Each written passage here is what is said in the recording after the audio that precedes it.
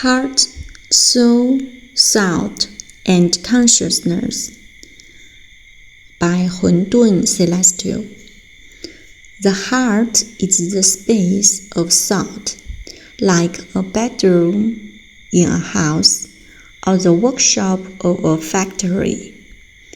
The soul, heart, spirit refers to the information that enters and exists the space of thought. It is like the furnishings and the occupants of a bedroom, or like the equipment, machinery, and all the staff of a factory. Thinking thought is the process by which the soul, based on phenomena and concepts, engage in analysis, synthesis, judgment, reasoning, and induction. It is like the lifestyle and habits of bedroom's occupants, or the decision-making activities of a factory's owner and managers, as well as the working patterns of its staff. Consciousness is a relatively stable, dynamic, non-material structure of the soul. It is the result of thinking.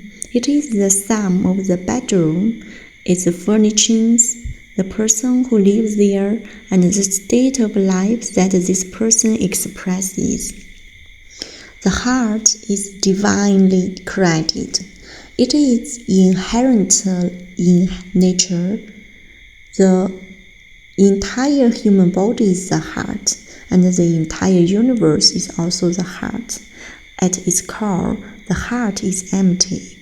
Only when the spirit enters does the heart come alive. The longevity of the heart depends on whether the spirit continues to dwell within it. The size or capacity of the heart is determined by the energy level of the spirit that enters and moves through it. When the spirit of the greatest creator inhabits the heart becomes the entire universe. When the spirit of God enters, the heart holds half of the Tai Chi.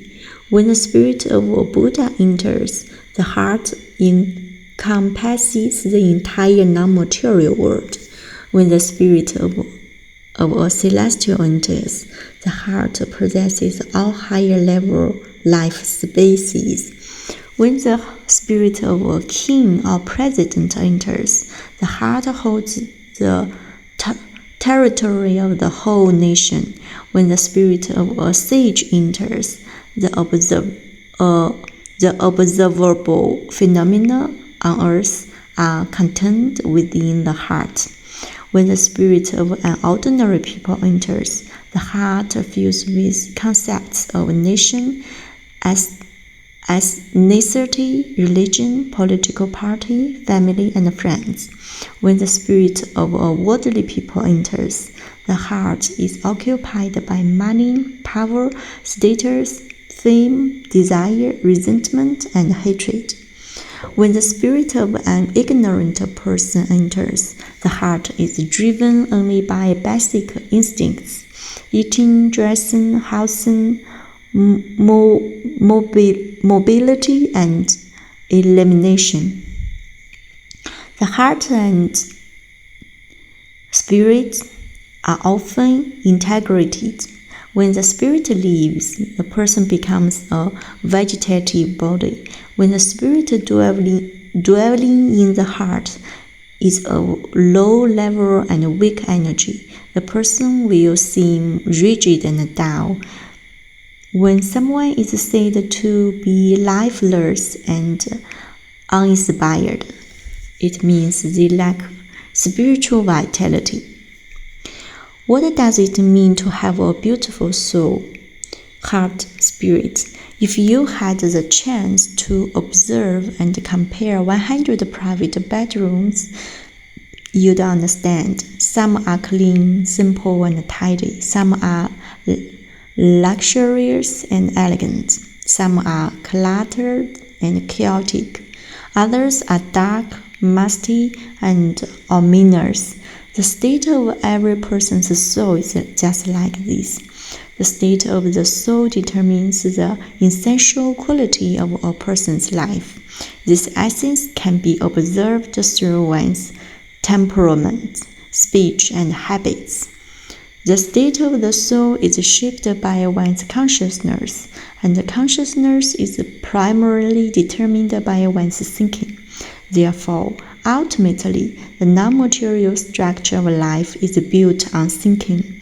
If thinking cannot reach a certain level, a corresponding structure of consciousness cannot form, and without a change in consciousness, the non-material structure of life remains unchanged. Let's use an analogy. A computer network system is like the heart, and all the data within the network, articles, images, music, is like the spirit. A website is a heart. Its content is the spirit. Together, they form the heart spirit of the website. If the content is messy and disorganized, the consciousness of the website is also chaotic. If a system is established to analyze, synthesize, judge, and categorize the content in an orderly way, then the website becomes clear, pleasant, beautiful, meaning that its consciousness, both internally and externally, is harmonious and elegant. Life is a non-material structure infused with spirit. The core of the non-material structure is consciousness. As pointed out by the Nanji Buddha, the key to forming consciousness is thought. As revealed by the Taiji Buddha, as to what kind of state this structure ultimately manifests. The Buddha of Mount Enlightenment has already explained it clearly, and as for how to think, the form, nature, function teachings of Qianquan Buddha offer the best celestial revelation. The soul is ever-changing as time, space, and relational contexts shift. It manifests differently. Children may be seen as angelic in their parents' eyes.